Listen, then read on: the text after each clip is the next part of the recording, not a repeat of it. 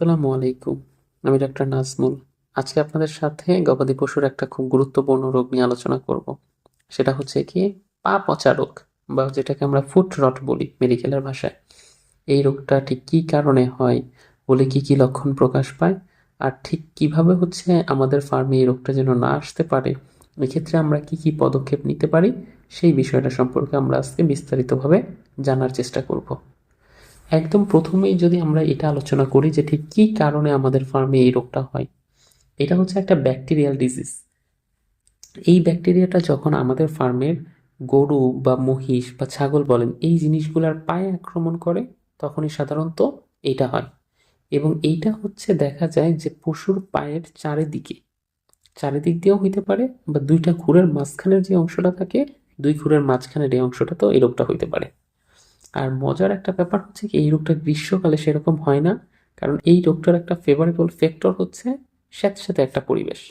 আপনার গবাদি পশুটা যদি একটা স্যাঁতস্যাঁতে দুর্গন্ধময় ভেজা একটা পরিবেশে সবসময় ওর পাটাকে রাখে, তখন পায়ের মাঝখানে সাধারণত এই ক্ষতের সৃষ্টিটা হয়, বা এই ব্যাকটেরিয়াটা প্রথমে যায়, গিয়ে তারপরে সেখানে ক্ষত তৈরি করে এবং ইনফেকশনটা তারপরে পুরো পায়ের ওই গোড়ালিতে ছড়িয়ে দেয়।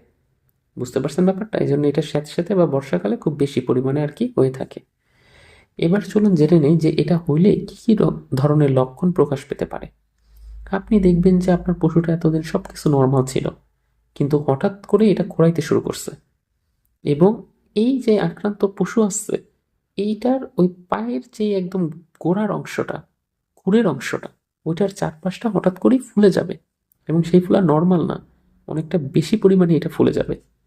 দেহের তাপমাত্রা নর্মাল 102-এ থাকার কথা, আপনি যখন থার্মোমিটার দিয়ে একটু মাপবেন তখন দেখবেন এটা 103, 4, 5 ক্রস করে গেছে। তো এরকমভাবে তাপমাত্রাটা আস্তে আস্তে বেড়ে যাবে। তারপরে হচ্ছে এটার বডিতে যেহেতু জ্বর আসতেছে, তখন খাবার দাবারের পরিমাণটাও কমিয়ে দিবে, তখন আস্তে আস্তে ওজনের পরিমাণটাও কমবে, এবং এটা যদি একটু দুধ দেয় তাহলে হচ্ছে দুধ উৎপাদনও অনেকাংশে হ্রাস পাবে। বুঝতে পারছেন? এগুলো তো কমন কথা। আর পায়ের যে ব্যাপারটা আছে, পায়ের ওইখানে প্রথম অবস্থায় তো বললাম ব্যাকটেরিয়াটা প্রবেশ করছে, প্রবেশ করার পর ওই জায়গাটা ফুলে যাচ্ছে। এখন ফুলে যাওয়া থেকে আপনি একটা জিনিস খেয়াল করবেন কি, আস্তে আস্তে ওইটার ভিতর থেকে পুষ পড়তেছে, এবং পুষটা যখন হয়েছে তখন ওই ভিতর থেকে একটা দুর্গন্ধ বের হয়ে আসতেছে। তারপরেও যদি আপনি সচেতন না হন, তখন কিন্তু খুঁটটা পুরোটা খসে পড়ে যাবে, এবং গরুটা একদম পুরো হচ্ছে পঙ্গু হয়ে যাবে। বুঝতে পারছেন হিসাবটা?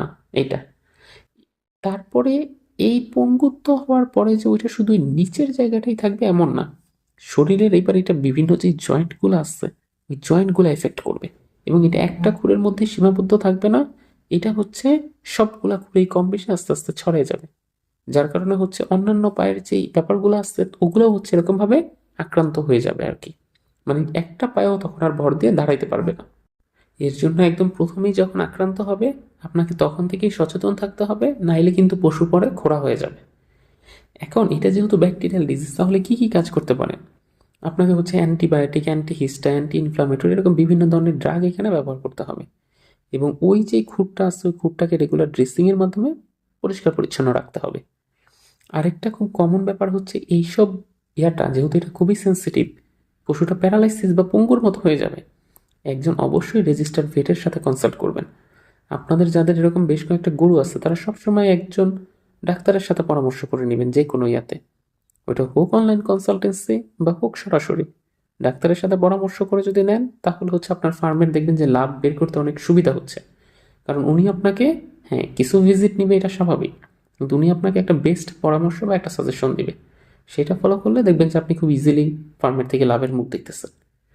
ওকে, এবার চলুন জেনে নেওয়া যাক কী কী কাজ করলে সাধারণত আমাদের ফার্মে আর এইখান থেকে মানে এই ফুট রট বা হচ্ছে পা পচা রোগটা হবে না, সেই বিষয়টা সম্পর্কে একটু জেনে নিই।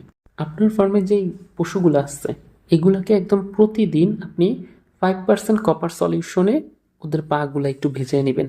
মানে ওরা যখন ফার্মের থেকে বের হবে বা ফার্মের মধ্যে ঢুকবে, তখন এমনভাবে ফার্মটাকে তৈরি করবেন বা ডিজাইন করবেন যাতে করে ওই 5% কপার সলিউশনে সবসময় ওদেরকে পাটা ভিজাইতে হয়। এখন এই 5% কপার সলিউশন কিন্তু একটা জীবাণুনাশক।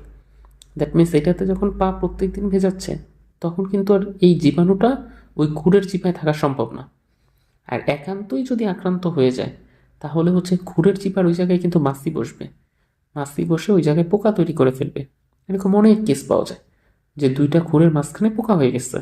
তো ওই পোকাটা যাতে না হয় এই জন্য আগেই আপনি তারপিনের তেল ব্যবহার করতে পারেন, বা হয়ে গেলেও তারপরে হচ্ছে আপনি তারপিনের তেল বা বাজারে আইভারমেকটিন পাওয়া যায় ওইটা একটু দিয়ে দিলে পরের দিন দেখবেন যে সব পোকা মরে গেছে। এইভাবে যদি কাজটা করতে পারেন তাহলেও দেখবেন যে বেশ ভালো রকমভাবে সুস্থ থাকতেছে। আর আরেকটা ব্যাপার সবসময় মেনটেন করবেন যে আপনার ফার্মে ওরা যেখানে থাকতেছে পশুগুলো ওই জায়গা যেন কোনোভাবেই স্যাঁতসেঁতে বা ভেজা না হয়। স্যাঁতসেঁতে বা ভেজা হইলে তার মানে হচ্ছে এই ফুট রট বা পা পচার জীবাণু অলরেডি আপনার ফার্মে এন্ট্রি নিয়ে নিচ্ছে, এখন জাস্ট ওটা খুর পর্যন্ত আসবে। ওইটুকু সময়েরই হচ্ছে মাঝখানে ব্যবধানটা।